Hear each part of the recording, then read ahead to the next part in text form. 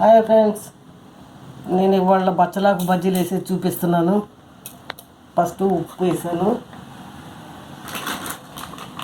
దానికి సరిపడా కారం వేసుకోవాలి.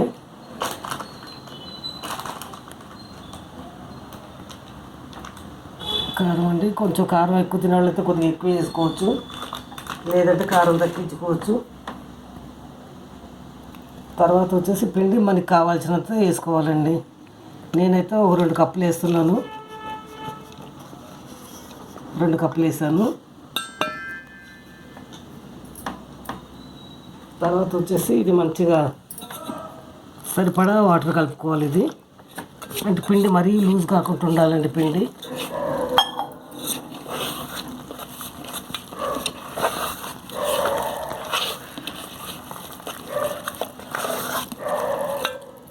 అంటే పిండి కొంచెం ఇట్లా జారేటట్టు ఉండాలండి.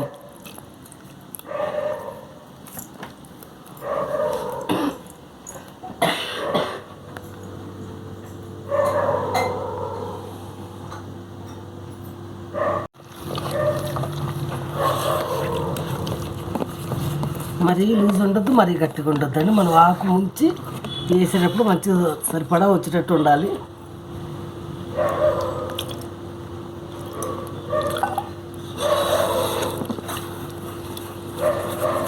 ఇప్పుడు ఈ పిండిలో ఉప్పు కారం సరిపోయినా చూడవచ్చండి. ఇట్లా చూసుకొని మళ్ళీ కొంచెం మనకి ఉప్పు కారం ఏదైనా పట్టుది అనుకుంటే వేసుకోవచ్చు.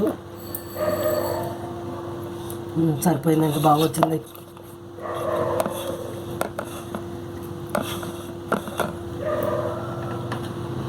ఇప్పుడు చిన్న బచ్చలాకండి, ఇది తీగ ఆకు. అది బచ్చల చెట్టు అంటే మనకి చెట్టు గుబ్బురుగా వస్తుందండి. ఇది తీగ పాకుద్ది. ఇదైతే ఆకులు ఇట్లా చిన్నగా బాగుంటాయి.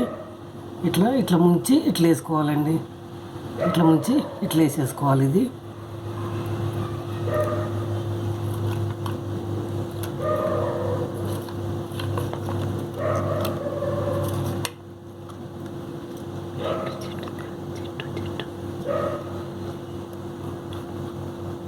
ఇట్లా వేసుకోవాలండి. ఇట్లా వేస్తే మంచి బచ్చలాకు బజ్జీ రెడీ అవుతుందండి. సరే అండి, ఆయిల్ వేసి చూద్దాము.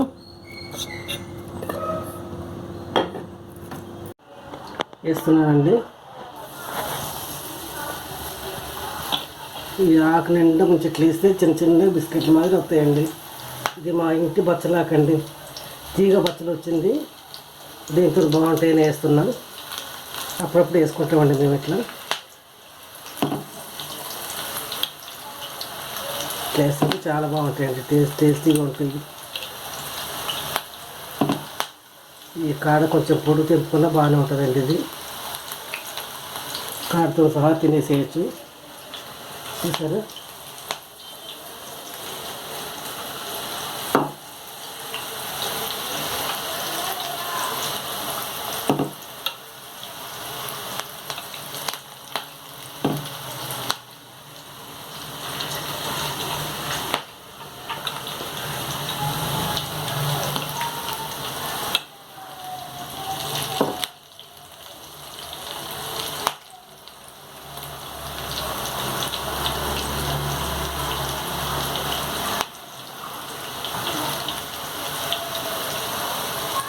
అంటే కొద్దిగా పల్చనే ఉంచుకోవాలండి, ఎందుకంటే మళ్ళీ మందం అయితే ఆకు నూనెలో మగ్గినట్టు అవ్వదు.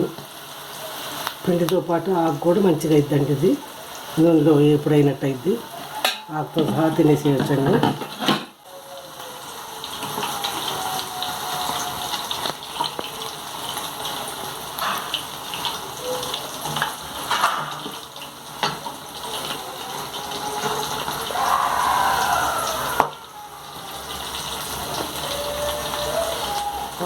వేడి వేడి బచ్చలాకు బజ్జీ రెడీ.